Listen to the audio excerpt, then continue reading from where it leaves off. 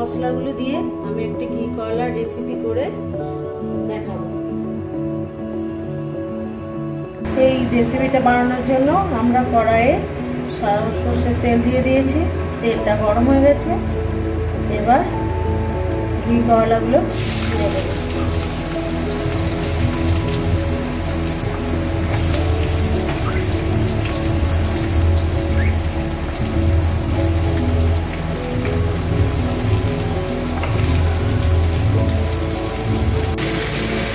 এবার এর মধ্যে নুন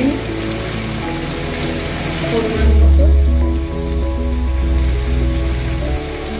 হলুদ, নুন এবং হলুদ দিয়ে ভালো করে নেড়ে চেড়ে এটাকে ঢাকা দিয়ে দেবো।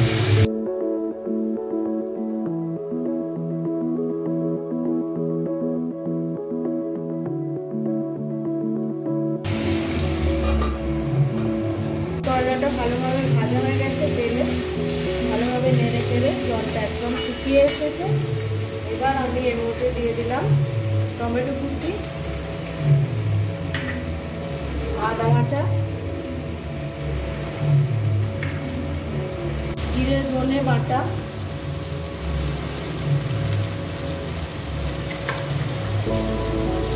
ভালো করে কষিয়ে যতক্ষণ না টমেটোগুলো নরম হয়ে যাচ্ছে এবং মশলাটা ভালোভাবে মিশে যাচ্ছে ততক্ষণ এটাকে ভালোভাবে নাড়াচাড়া করে কষিয়ে নিতে হবে।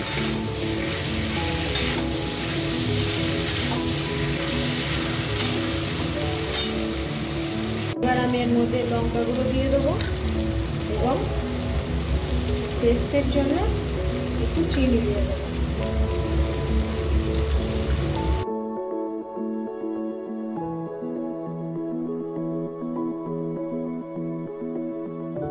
এবার ভালো করে কষা হয়ে গেছে, দেখুন তেল ছেড়ে দিয়েছে। এতে সামান্য একটু জল দেবো,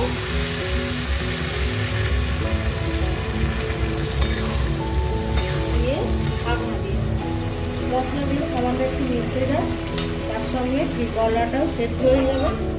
আমি এই রেসিপিতে দেওয়ার জন্য একটা ফোড়ন তৈরি করে নিচ্ছি। তার জন্য গ্যাসেতে একটা প্যান বসিয়ে সর্ষের তেল দিয়ে দিয়েছি। তেলটা গরম হয়ে গেছে, এবার আমি তাতে একটা শুকনো লঙ্কা এবং ভাঙা ধনে, জিরে, লবঙ্গ, এলাচ একটু ক্রাশ করে নিয়েছি, সেটা একটু পাঁচফোড়ন,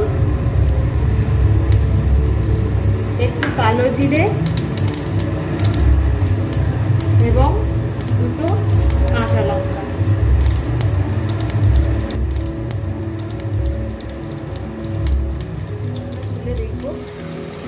ঘি করলাটা একদম জল শুকিয়ে গেছে এবং তেল ছেড়ে দিয়েছে, ভালোভাবে কষানো হয়ে গেছে।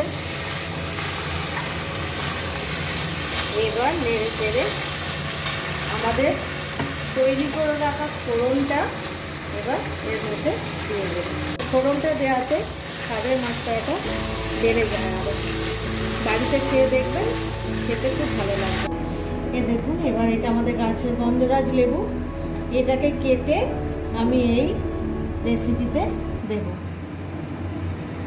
রেসিপিটা আমাদের তৈরি হয়ে গেছে পরিবেশনের জন্য একদম।